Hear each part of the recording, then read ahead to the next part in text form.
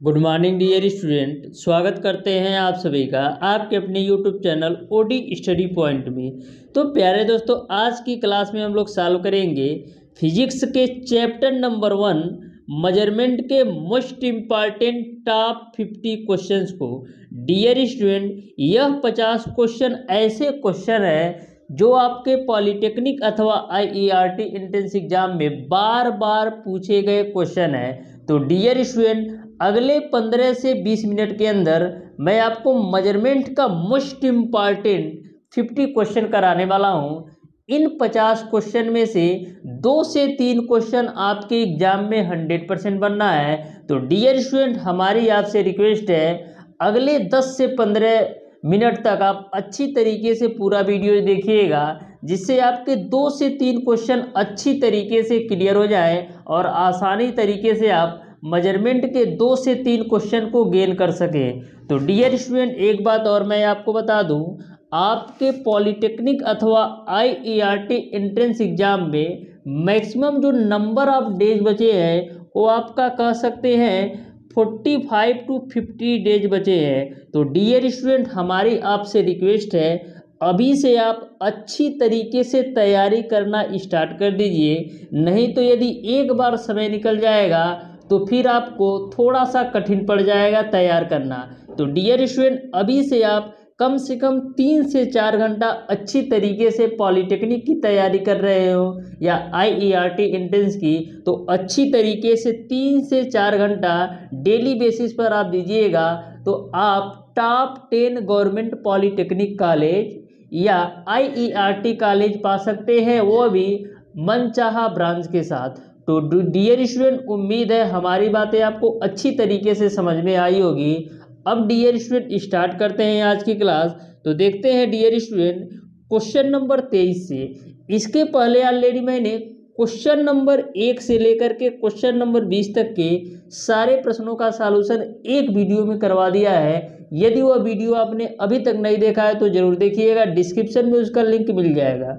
बहुत शानदार सी क्लास मैंने क्वेश्चन नंबर 1 से लेकर के क्वेश्चन नंबर 22 तक का बहुत शानदार तरीके से सॉल्यूशन करवाया है। इस वीडियो में डियर स्टूडेंट आगे के बचे 25 क्वेश्चन के माध्यम से 25 क्वेश्चन ए और इनसे बनने वाले 25 क्वेश्चन और सॉल्यूशन करवाने वाला हूं। यानी कि आपका अगले 15 से 20 मिनट के अंदर 50 क्वेश्चन और तैयार होने वाले हैं मेजरमेंट के। तो प्रत्येक क्वेश्चन का सॉल्यूशन आप अच्छी तरीके से समझते हुए चलिएगा। तो स्टार्ट करते हैं डियर स्टूडेंट आज की क्लास।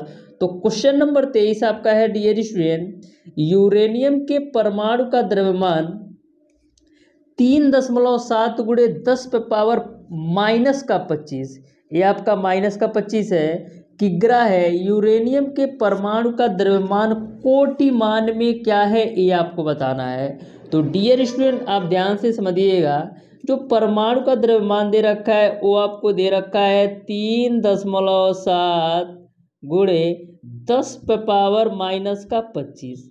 अब डियर स्टूडेंट, कोटिमान निकालते समय ध्यान में क्या रखना होता है, ध्यान में आपको एक सिंगल सा बात ध्यान में रखना है। यदि यह वैल्यू जो आपका 3.7 है 3.16 से ज़्यादा है, यदि आपका 3.7 जो वैल्यू दे रखा है 3.16 से ज़्यादा है, तो पावर में करते क्या है, पावर में 1 जोड़ देते हैं। तो पावर तो आपका है 10 पे पावर -25, इसमें आप 1 जोड़ दो तो कितना मिलेगा, 10 पे पावर 24। तो इस तरीके से जो आपका कोटिमान होगा वो आपका 10 पे पावर 24 होगा। यानी कि क्वेश्चन नंबर 23 का जो आंसर हो जाएगा वो आपका ऑप्शन नंबर बी सही हो जाएगा।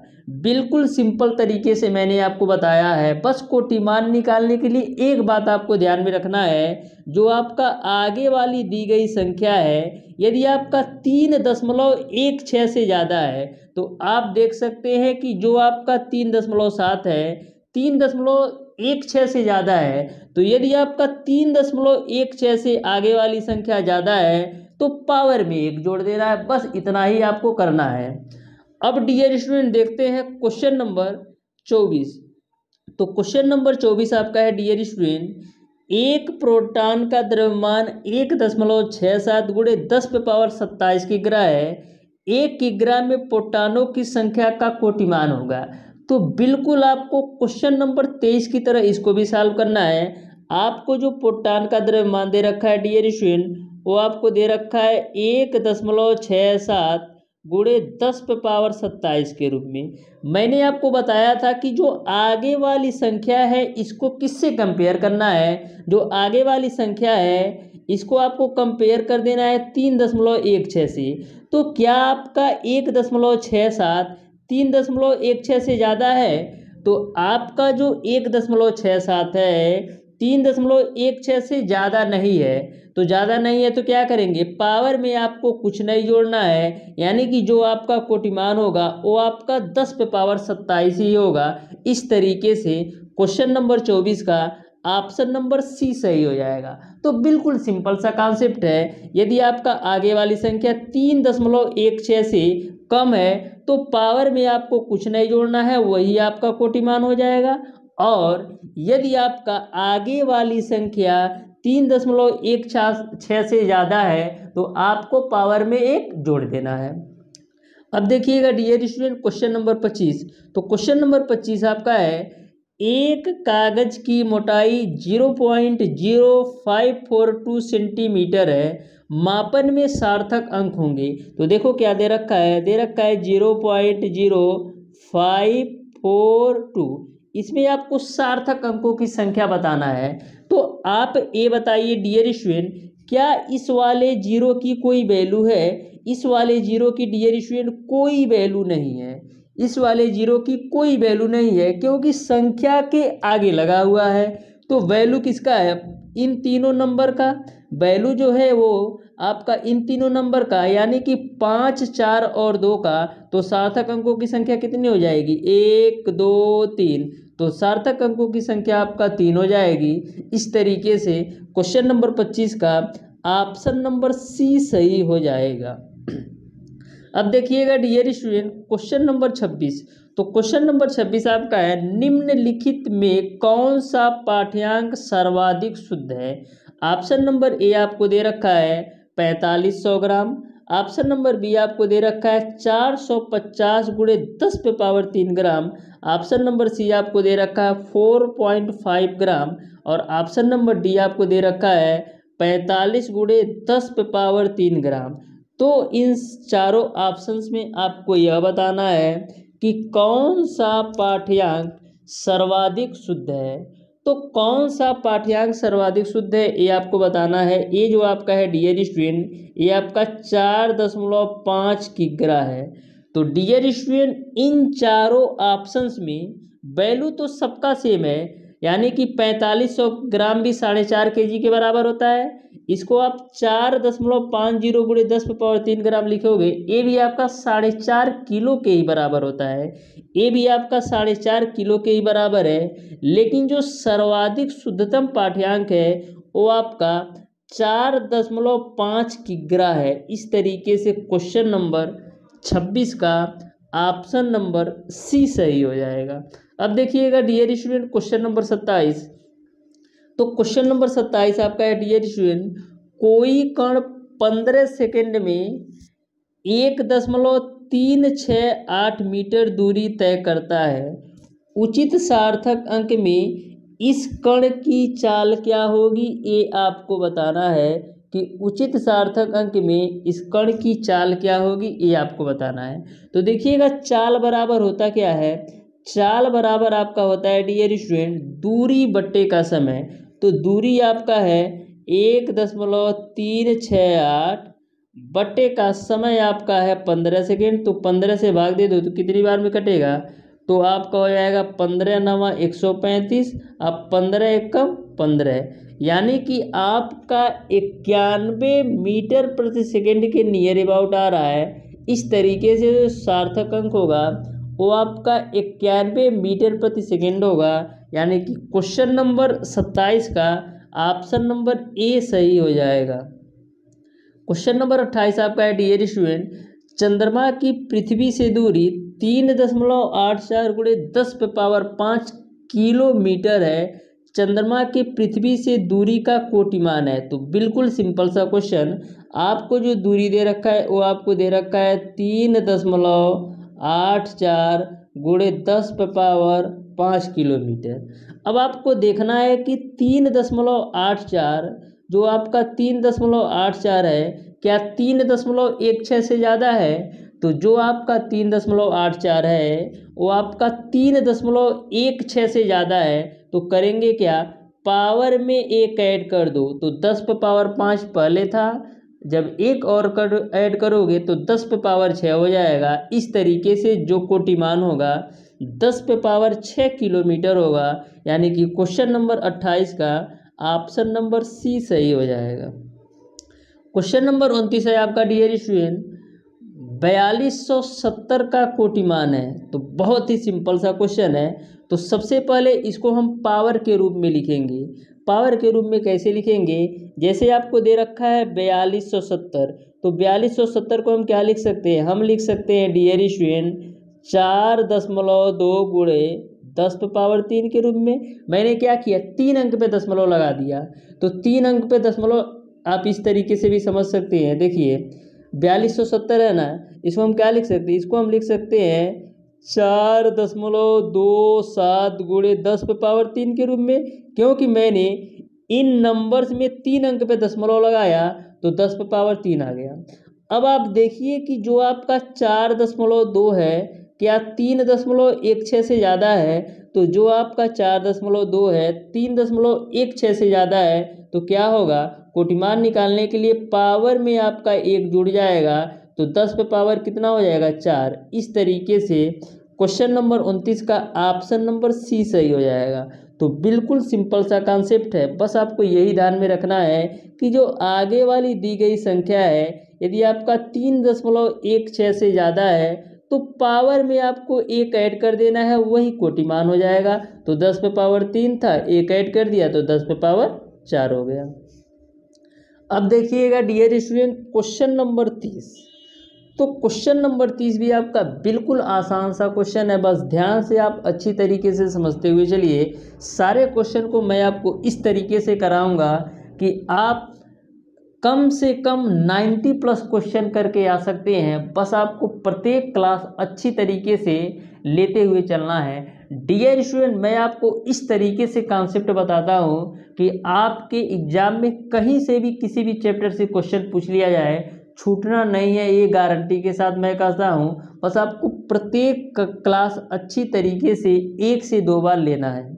अब देखिएगा डियर स्टूडेंट क्वेश्चन नंबर 30। तो क्वेश्चन नंबर 30 आपको दे रखा है, एक विद्यार्थी मीटर पैमाने से किसी दूरी की लंबाई 75.5 सेंटीमीटर मापता है तथा दूसरा विद्यार्थी स्क्रूगेज से तार का व्यास 0.755 सेंटीमीटर मापता है, तब यथार्थता होगी।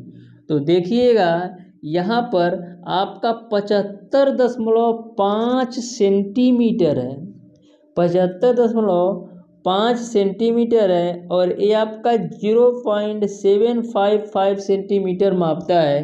तो ऐसे कंडीशन में जो पहला विद्यार्थी है डियर स्टूडेंट वो आपका मापता है और दूसरा विद्यार्थी आपका जो है स्क्रूगेज से तार का व्यास मापता है। तो ऐसे कंडीशन में जो यथार्थता होगी वो समान होगा, यानी कि क्वेश्चन नंबर 30 का ऑप्शन नंबर ए सही हो जाएगा।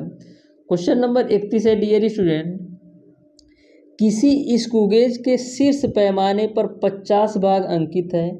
यदि पेंच का चूड़ी अंतराल 1 मिलीमीटर हो तो स्क्रूगेज का अल्पतमांक क्या है, ये आपको बताना है। तो अल्पतमांक कैसे निकालते हैं, तो डियर स्टूडेंट अल्पतमांक बराबर होता है आपका दूरी चूड़ी अंतराल बट्टे शीर्ष पैमाने पर बने भागों की संख्या।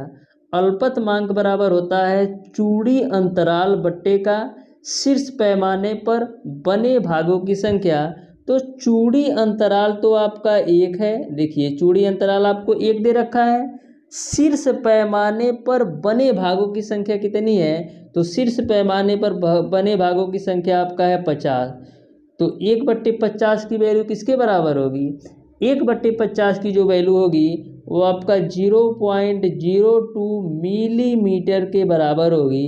इस तरीके से क्वेश्चन नंबर 31 का ऑप्शन नंबर सी सही हो जाएगा। तो ध्यान में रखिएगा, अल्पतमांक बराबर होता है चूड़ी अंतराल बट्टे शीर्ष पैमाने पर बने भागों की संख्या। चूड़ी अंतराल आपको 1 दे रखा है और शीर्ष पैमाने पर बने भागों की संख्या 50 है, तो 1/50 की वैल्यू 0.02 मिलीमीटर हो जाएगा। अब देखिएगा डियर स्टूडेंट क्वेश्चन नंबर 32। तो क्वेश्चन नंबर 32 आपका है सुग्राही, ये आपका सुग्राही है। सुग्राही संयंत्र से मापन करने पर शुद्धता बढ़ जाती है क्योंकि। तो सुग्राही संयंत्र से मापन करने पर शुद्धता इसलिए बढ़ जाती है क्योंकि इसका जो सार्थक अंक है वो अधिक होता है। इस तरीके से क्वेश्चन नंबर 32 का ऑप्शन नंबर बी सही हो जाएगा। क्वेश्चन नंबर 33 आपका है डियर स्टूडेंट, पिछट त्रुटि का कारण है। तो पिछट त्रुटि का जो मेन कारण होता है वो पिंच के डिबरी का ढीला हो जाना होता है, यानी कि क्वेश्चन नंबर 33 का ऑप्शन नंबर बी सही हो जाएगा। क्वेश्चन नंबर 33 आपका है डियर स्टूडेंट, एक आयताकार तख्ते की लंबाई 1.4 मीटर तथा चौड़ाई 84 सेंटीमीटर है। तख्ते का क्षेत्रफल उचित सार्थक अंकों में होगा। तो देखना यहाँ पर लंबाई जो दे रखा है 1.4 मीटर और जो चौड़ाई दे रखा है वो आपको दे रखा है 84 सेंटीमीटर। तो हमको तख्ता का क्षेत्रफल निकालने के लिए करना क्या पड़ेगा, दोनों के यूनिट को समान करना पड़ेगा। यानी कि यदि लंबाइया मीटर में है तो चौड़ाई को भी मीटर में लेना पड़ेगा। तो तख्ते का क्षेत्रफल बराबर क्या हो जाएगा, तख्ते का क्षेत्रफल बराबर हो जाएगा लंबाई गुणे चौड़ाई। तो लंबाई आपको दे रखा है 1.4 और चौड़ैया तो दिया है आपका सेंटीमीटर में, तो सेंटीमीटर को मीटर में कन्वर्ट कर लेते हैं। तो सेंटीमीटर को मीटर में कन्वर्ट करने के लिए 100 से भाग दे दो। तो इस तरीके से तख्ते का क्षेत्रफल बराबर लंबाई गुणे चौड़ाई हो गया। लंबाई आपका 1.4 मीटर है और चौड़ाई आपका 84 सेंटीमीटर था, तो इसको मीटर में चेंज करने के लिए 100 से भाग दिया। अब देखिएगा 1.4 का आप 84 में गुणा कराइए तो कितना हो जाएगा, यहाँ पर 14 चौको 56 को 6 हासिल बचे 5 और 14 बट्टे कितना होता है, 14 बट्टे 112 और 5 कितना होगा 117। अब देखिएगा ऊपर में कितने अंक पे दशमलव है, एक, तो एक अंक पे दशमलव लगा दिया। अब बट्टे का जब बाबू आप करोगे 100 तो यहाँ से आपको क्या मिल जाएगा, यहाँ से आपको मिल जाएगा 1.17। तो 1.17 को हम क्या लिख सकते हैं, 1.17 को हम लिख सकते हैं 1.2 के अराउंड। इस तरीके से क्वेश्चन नंबर 34 का ऑप्शन नंबर सी सही हो जाएगा। क्वेश्चन नंबर 35 आपका है डियर स्टूडेंट, एक पेंच मापी का अल्पतमांक 0.0025 मिलीमीटर तथा वृत्ताकार पैमाना 100 भागों में विभाजित है, तो पेचमापी का चूड़ी अंतराल क्या होगा भाई साहब, ये बताना है। तो देखिएगा यह भी क्वेश्चन बिल्कुल शानदार सा क्वेश्चन है, बस आप अच्छी तरीके से समझिएगा। तो आपको क्वेश्चन नंबर 35 में आपको चूड़ी अंतराल क्या होगा ये आपको बताना है। तो ध्यान से समझिएगा डियर स्टूडेंट, चूड़ी अंतराल आप कैसे निकालेंगे। तो चूड़ी अंतराल निकालने के लिए आपको करना क्या होता है डियर स्टूडेंट, चूड़ी अंतराल निकालने के लिए आपका पेंच मापी का चूड़ी अंतराल बराबर आपका होता है अल्पतमांक गुणे वृत्तीय पैमाने के भागों की संख्या। किसी भी पेचमापी का चूड़ी अंतराल बराबर होता है अल्पतमांक गुणे वृत्तीय पैमाने के भागों की संख्या। यदि आप लिखना चाहते हैं तो लिख सकते हैं पेचमापी का चूड़ी अंतराल बराबर अल्पतमांक गुणे वृत्तीय पैमाने के भागों की संख्या। तो अल्पतमांक जो आपको दे रखा है डियर स्टूडेंट, वो आपको दे रखा है 0.0025, यहाँ से आप देख सकते हैं, गुणे वृत्तीय पैमाने के भागों की संख्या कितना है 100। तो इसमें भाई साहब आप 100 से गुणा कर लीजिए तो क्या मिल जाएगा, आपको मिल जाएगा डियर स्टूडेंट 0.25। इस तरीके से क्वेश्चन नंबर 35 का ऑप्शन नंबर डी सही हो जाएगा। अब देखिएगा डियर स्टूडेंट क्वेश्चन नंबर 36। तो क्वेश्चन नंबर 36 आपका है एक पुस्तक के कागज की मोटाई 15 माइक्रोन है। अगर इसे मिमी में व्यक्त किया जाए तो इसमें सार्थक अंकों की संख्या भाई साहब कितना होगा, ये आपको बताना है। तो देखिएगा, आपको पता है, आपको क्या पता है कि 1 माइक्रोन बराबर क्या होता है, 10⁻⁻6 मीटर। 1 माइक्रोन बराबर आपका होता है 10⁻⁻6 मीटर। बात हो रही है 15 माइक्रोन का, तो 15 माइक्रोन का निकालने के लिए क्या करेंगे, 15 माइक्रोन का निकालने के लिए दोनों पक्षों में भाई साहब आप 15 से गुणा कर दोगे तो आपको मिल जाएगा 15 माइक्रोन बराबर 15 गुणे 10⁻⁻6 मीटर। लेकिन भाई साहब आपको जो सार्थक अंकों की संख्या निकालना है वो मिलीमीटर में निकालना है। तो मिलीमीटर में निकालने के लिए करते क्या है, मिलीमीटर में मीटर को मिलीमीटर में चेंज करने के लिए 1000 से गुणा कर देते हैं। अब 1000 से ही गुणा इसलिए करते हैं क्योंकि 1 मीटर में 1000 मिलीमीटर होता है। 1 मीटर में 1000 मिलीमीटर होता है, तो इस मीटर को मिलीमीटर में चेंज करने के लिए मैंने 1000 से गुणा कर दिया। तो यहाँ से आपको मिल जाएगा 15 गुणे 10⁻⁻3, 15 गुणे 10⁻⁻3। तो यहाँ तक आपको समझ में आ गया होगा कि जो आपका उचित सार्थक अंक है वो आपका 15 गुणे 10⁻⁻3 मिलीमीटर में आया है। अब डियर स्टूडेंट, जो आपका 15 गुणे 10⁻⁻3 मिलीमीटर था, इसको हम क्या लिख सकते हैं, इसको हम लिख सकते हैं डियर स्टूडेंट 0.015 के रूप में। सही बात है कि नहीं, 0.015 के रूप में। अब बताइए सार्थक अंकों की संख्या कितनी होगी, तो इस जीरो का तो भाई साहब कोई वैल्यू नहीं है, यानी सार्थक अंकों की संख्या आपका 2 होना चाहिए। इस तरीके से क्वेश्चन नंबर 36 का ऑप्शन नंबर सी सही हो जाएगा।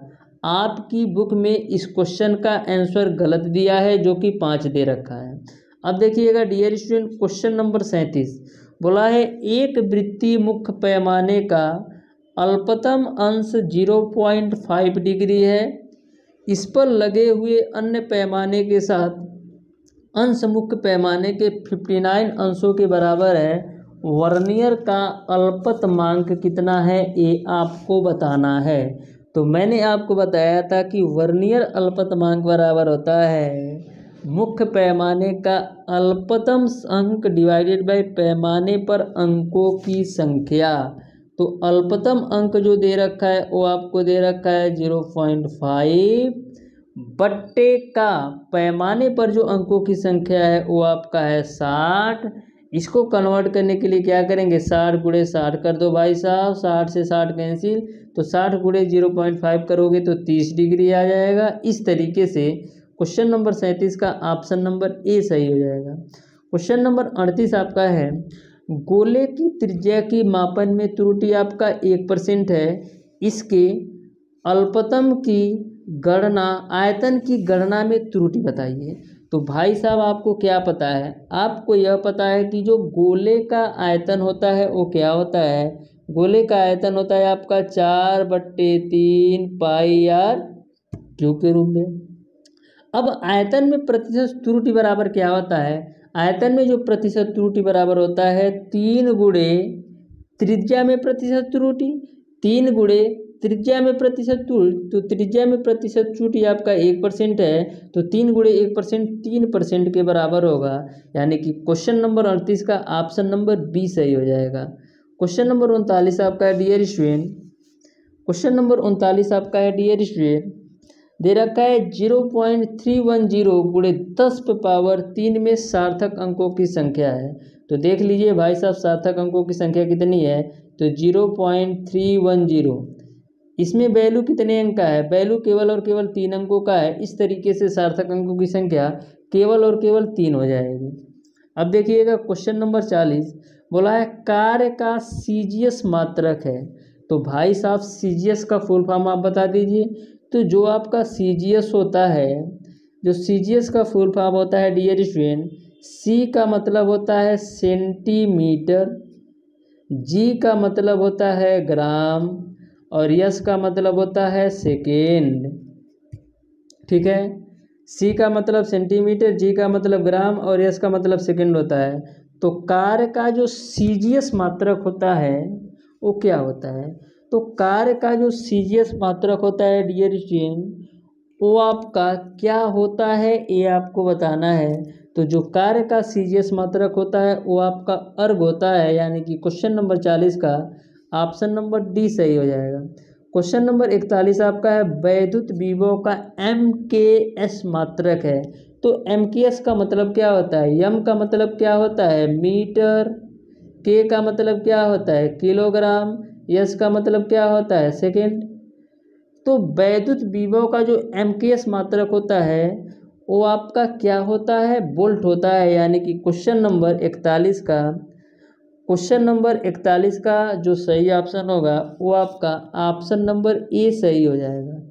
क्वेश्चन नंबर 42 आपका है डियर स्टूडेंट बल का सीजीएस मात्रक है। तो जो आपका बल का सीजीएस मात्रक होता है डियर स्टूडेंट, वो आपका बल का जो सीजीएस मात्रक होता है डियर स्टूडेंट वो आपका टाइन होता है। यानी कि क्वेश्चन नंबर 42 का ऑप्शन नंबर सी सही हो जाएगा। तो डियर स्टूडेंट जितने भी मात्रक दे रखे हैं टोटल मात्रक आप अच्छी तरीके से तैयार कर लीजिएगा। मात्रक से 1 से 2 क्वेश्चन प्रत्येक वर्ष पूछा जाता है, इसमें कोई शक नहीं है। आप कोई सा भी पेपर सेट उठा करके देख लीजिए, मात्रक से 1 से 2 क्वेश्चन 100% पूछा जाना है। और कभी भी आप लोगों को ये इग्नोर नहीं करना है कि इस चैप्टर से तो एक ही क्वेश्चन पूछा जाएगा, इस चैप्टर को ना पढ़ें। तो डियर स्टूडेंट जो आपका पॉलिटेक्निक अथवा आईईआरटी एंट्रेंस एग्ज़ाम होता है, इसमें आपको रैंक वाइज ब्रांच और कॉलेज मिलता है। तो ध्यान में रखिएगा, एक क्वेश्चन जो होता है आपका 4 नंबर के बराबर होता है। जो 4 नंबर के द्वारा आप कम से कम 500 से 1000 बच्चों के पीछे या 10,000 भी कर सकते हैं, जैसा रिजल्ट आपका बनता है। तो डियर स्टूडेंट किसी भी चैप्टर को आपको इग्नोर नहीं करना है कि इस चैप्टर से एक ही क्वेश्चन पूछेगा तो नहीं सॉल्व करना है। आपको सारे चैप्टर अच्छी तरीके से पढ़ना है। हाँ, यह मैं बोलता हूँ कि यदि आपसे लेंदी क्वेश्चन पूछा जाता है उसको कृपया ना सॉल्व करें, क्योंकि लेंदी क्वेश्चन में टाइम ज़्यादा लगता है। तो सबसे पहले पेपर को सॉल्व करने के लिए डियर स्टूडेंट आपको करना क्या है? सबसे पहले जो सबसे कम समय में आपको अच्छी तरीके से आता हो उसको आप सॉल्व करिए। सबसे कम समय में जो अच्छी तरीके से आप सॉल्व कर सकते हैं उसको सॉल्व कीजिए। तो 100 क्वेश्चन में आपको कम से कम 60 क्वेश्चन ऐसे मिलेंगे जिसको आप कम से कम 30 से 60 सेकंड के अंदर हल कर सकते हैं। साइंस का क्वेश्चन तो आपका आता है तो 1 सेकंड के अंदर कर सकते हैं। तो ऑन एवरेज आपका 30 सेकंड से 60 सेकंड के अंदर आपको 60 क्वेश्चन ऐसे मिलेंगे कि हल कर जाएंगे, यदि आप अच्छी तरीके से पढ़े होंगे। उसके बाद से 1 घंटा तो आपका इसमें चला गया, बचेगा आपका 1.5 घंटा। तो बचे 1.5 घंटे को आपको करना क्या है डियर स्टूडेंट? फिर से आपको क्वेश्चन नंबर 1 से 100 तक जाना है और देखना है कि कौन से क्वेश्चन को मैं 1 मिनट से ज़्यादा भी टाइम दे करके हल कर सकता हूं। तो उन क्वेश्चनों को धीरे धीरे अच्छी तरीके से एक्यूरेसी के साथ सॉल्व करना है। ऐसा नहीं करना है कि जो नहीं आता है उसको भी टिक कर देना है, क्योंकि माइनस मार्किंग होता है। अब देखिएगा डियर स्टूडेंट क्वेश्चन नंबर 43। तो क्वेश्चन नंबर 43 आपका है निम्नलिखित में से दूरी का मात्रक नहीं है। तो आपको पता है भाई साहब, जो आपका मीटर है ये भी दूरी का मात्रक है, सेंटीमीटर है ये भी दूरी का मात्रक है, और फुट जो है वो आपका दूरी का मात्रक है। तो कौन सा दूरी का मात्रक नहीं है? जो आपका न्यूटन है यही आपका दूरी का मात्रक नहीं है। तो इस तरीके से क्वेश्चन नंबर 43 का ऑप्शन नंबर सी सही हो जाएगा। यदि आपसे हम यह पूछे कि एक फुट में कितने इंच होते हैं, तो 1 फुट में कितना इंच होता है, कितना मिलीमीटर होता है और कितना सेंटीमीटर होता है, इसको भाई साहब आप लोग कमेंट बॉक्स में कमेंट करके बताइएगा कि 1 फुट में कितना सेंटीमीटर होता है, कितना मिलीमीटर होता है और कितना इंच होता है। इसको आप कमेंट बॉक्स में कमेंट करके बताइए। अब देखिएगा डियर स्टूडेंट क्वेश्चन नंबर 44। तो क्वेश्चन नंबर 44 को आप समझ लो। एक पिंड के द्रव्यमान की माप 3 व्यक्तियों द्वारा 3000 ग्राम 3 की ग्राम 3 × 10⁻³ ग्राम बताई गई। इसमें से सबसे शुद्ध माप क्या है? तो भाई साहब चारों ऑप्शन आपके सामने है। इस क्वेश्चन का भी आंसर आप लोग कमेंट बॉक्स में कमेंट करके बताइए कि कौन सा ऑप्शन सही होगा। एक बात और डियर स्टूडेंट, आपको क्लास कैसी लगती है इसके बारे में कमेंट बॉक्स में कमेंट करके ज़रूर बताइएगा, जिससे हमको डियर स्टूडेंट पता चल सके कि हमारी पढ़ाने या कंटेंट में कहाँ से प्रॉब्लम है, तो उन सारी चीज़ों को मैं दूर करने का प्रयास करूँगा। तो डियर स्टूडेंट, हमारी आपसे रिक्वेस्ट है, क्लास को आप एक बार अच्छी तरीके से देखिए और कहाँ पर कौन से प्रॉब्लम्स आपको फेस करना पड़ रहा है उसके बारे में कमेंट बॉक्स में कमेंट करके ज़रूर बताइएगा। तो प्यारे दोस्तों, आज की क्लास को यहीं तक रखते हैं, मिलते हैं नेक्स्ट क्लास में, तब तक के लिए धन्यवाद।